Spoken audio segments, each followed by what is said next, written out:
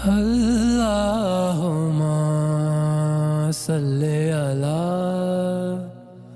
حضرت ابو جمرہ رضی اللہ تعالی عنہ سے روایت ہے کہ میں ابن عباس رضی اللہ تعالی عنہما اور لوگوں کے درمیان ترجمانی کے فرائض انجام دیتا تھا۔ ایک مرتبہ ابن عباس رضی اللہ تعالی عنہما نے کہا کہ قبیلہ عبد القیس کا وفد رسول اللہ صلی اللہ علیہ وآلہ وسلم کی خدمت میں آیا۔ آپ صلی اللہ علیہ وآلہ وسلم نے دریافت فرمایا کہ کون سا وفد ہے یا یہ کون لوگ ہیں؟ انہوں نے کہا کہ ربیع خاندان کے لوگ ہیں۔ آپ صلی اللہ علیہ وآلہ وسلم نے فرمایا کہ مبارک ہو قوم کو آنا، یا مبارک ہو اس وقت کو جو کبھی نہ رسوا ہو نہ شرمندہ ہو۔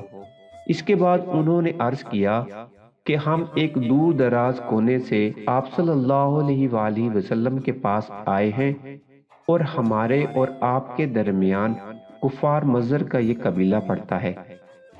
اس خوف کی وجہ سے ہم حرمت والے مہینوں کے علاوہ اور ایام میں نہیں آ سکتے، اس لیے ہمیں کوئی ایسی قطعی بات بتلا دیجئے کہ جس کی ہم اپنے پیچھے رہ جانے والے لوگوں کو خبر دے دیں، اور اس کی وجہ سے ہم جنت میں داخل ہو سکیں۔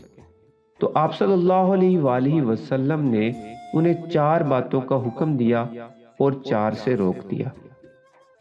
اول انہیں حکم دیا کہ ایک اللہ پر ایمان لائیں، پھر فرمایا کہ کیا تم جانتے ہو کہ ایک اللہ پر ایمان لانے کا کیا مطلب ہے؟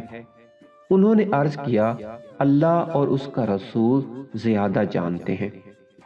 آپ صلی اللہ علیہ وآلہ وسلم نے فرمایا ایک اللہ پر ایمان لانے کا مطلب یہ ہے کہ اس بات کا اقرار کرنا کہ اللہ کے سوا کوئی معبود نہیں، اور یہ کہ محمد صلی اللہ علیہ وآلہ وسلم اللہ کے سچے رسول ہیں، اور نماز قائم کرنا، زکوٰۃ ادا کرنا، اور ماہ رمضان کے روزے رکھنا، اور یہ کہ تم مال غنیمت سے 5واں حصہ ادا کرو، اور 4 چیزوں سے منع فرمایا، دبا، حنتم اور مزفت کے استعمال سے۔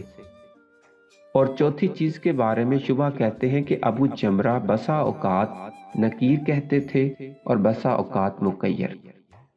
اس کے بعد رسول اللہ صلی اللہ علیہ وآلہ وسلم نے فرمایا کہ ان باتوں کو یاد رکھ لو اور اپنے پیچھے رہ جانے والوں کو بھی ان کی خبر کر دو۔ صحیح بخاری حدیث نمبر 87۔